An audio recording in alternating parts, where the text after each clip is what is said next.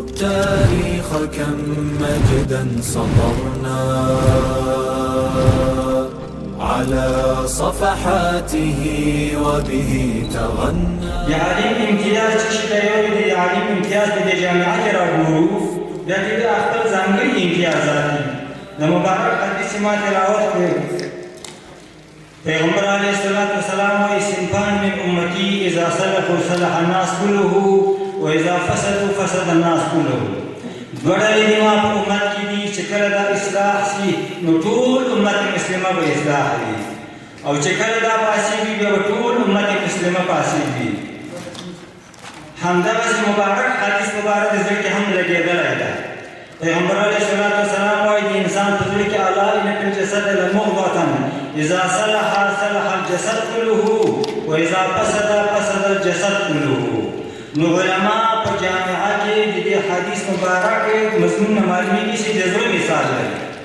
دې خبر خو پیږي کنه زړه چې د چا جوړي بدن به جوړي کنه که زړه خرابي بدن به خراب. نو علماء په دې جامعه کې پیغمبر علیه الصلوۃ والسلام د هدایت مطابق دیغه د رهنمایي مطابق د زړه مثال لري. اذا صلحوا صلح الناس كله واذا فسدوا فسد الناس كله. کله علماء او امراء غوړلې دي الحمدلله اوس دا غوړلې یو سوي دي یعنی یو صلاحیت دی بل صلاحیت دا یو بل نعمت الله مقرر کړی دی. الله دې تاسو ته په شکرانه راکړي.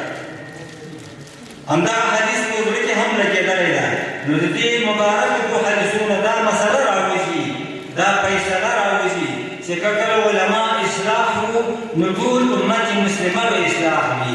که کله ټول امت مسلمه اصلاح وي بیا به کافران ته دغه امت مسلمه سبب د هدایت نه لکه مخکې مفصلې خبرې چې کله علما اصلاح وي بیا به کافران مسلمان چې کله اصلاح وي نو به کافر د مسلمان اخلاقو ته تسلیم وي د مسلمان هدایاتو ته به تسلیم وي د مسلمان ځانګړتیاوې به مني او له کفره به اوړي او اسلام ته به راځي.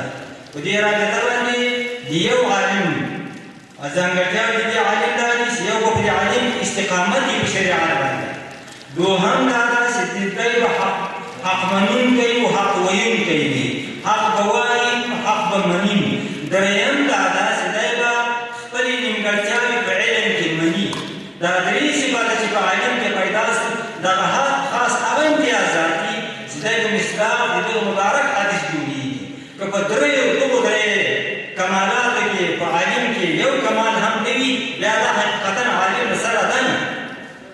استقامت به وي په شریعت حق بوی او حق منونکی حق اورېدونکی به وي او خپلې نیمګړتیاوې د علم په رابطه دا به مني. که خپلې نیمګړتیاوې د علم په رابطه باندې نه منلې دا بیا عالم نه ده. نو بیا د دې خبره په چا باندې تاثیر نه کوي.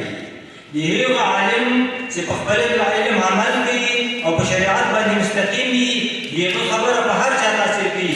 په انسان یې کوي په حیوان یې کوي حتی په تیږه یې کوي. ځکه دا د کرامت مسله ده. گر عالمی عامل رو در بت کده بت سجود آرد با او در معبده.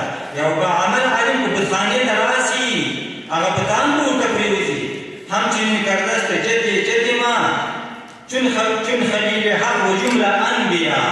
نو که دغه د اوصاف عالم کې موجودي همدغه عالم ده دا بیا وارث دی همدې د ټولې دنیا رهبري کولی شي. ټوله دنیا به د ده مقتدیان جوړېږي د ده تابعین به جوړېږي. تاریخ او تجربه دا ثابته کړې ده. زموږ تاسې ائمه اربعه او نور مجتهدین چې کله یې دغه درې مقدسې خاصې لرلې د ټولې دنیا مسلمانان یې د ځان تابعین جوړ کړي جوړ نه کړي. حضرت امام ابو حنیفه په موجوده زمانه کې د دنیا د مسلمانانو د ثلث نه زیات مقلدین او تابعین دي. حالات چې دی موجود نه ده. تهاب الأسد وطأتنا لأننا لغير الله كلا ما